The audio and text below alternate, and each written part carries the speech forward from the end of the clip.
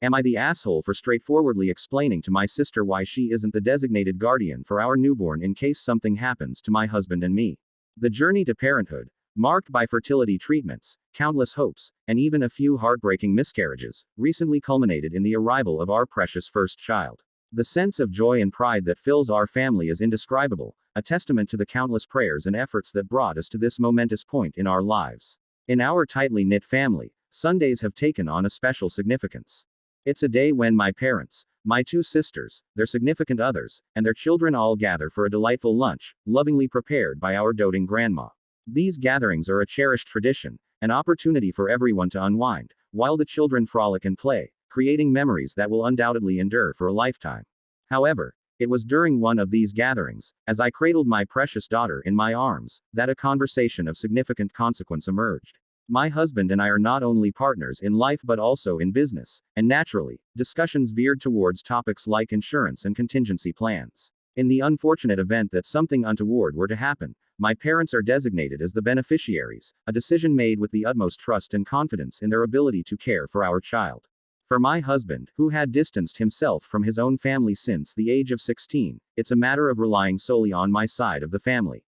However, this seemingly straightforward arrangement sparked an unexpected reaction from one of my sisters, whom we'll refer to as Kay. Kay's life journey has taken a rather unconventional path. Engaged for a remarkable 11 years to a man significantly her senior by 25 years, her situation is undeniably unique. The couple has been blessed with 5 children, and unfortunately, their financial stability has been precarious, marked by frequent evictions due to the damage inflicted on their apartments. In my view, some of these difficulties are self-inflicted. Kay, staunchly opposed to gainful employment, allows her children to run amok, and they've even experienced legal troubles related to her attempt to sell food stamps for cash. As the conversation unfolded, I tried to steer it in a different direction, sensing the brewing tension. Regrettably, my mother inadvertently fueled the flames by expressing her intent to adopt our child and oversee our business in the worst-case scenario. Kay, fueled by understandable concerns about her own financial struggles, questioned why she wouldn't be the primary choice to raise our child should the unthinkable happen. Her assertion that she was an experienced mother added to the escalating tension.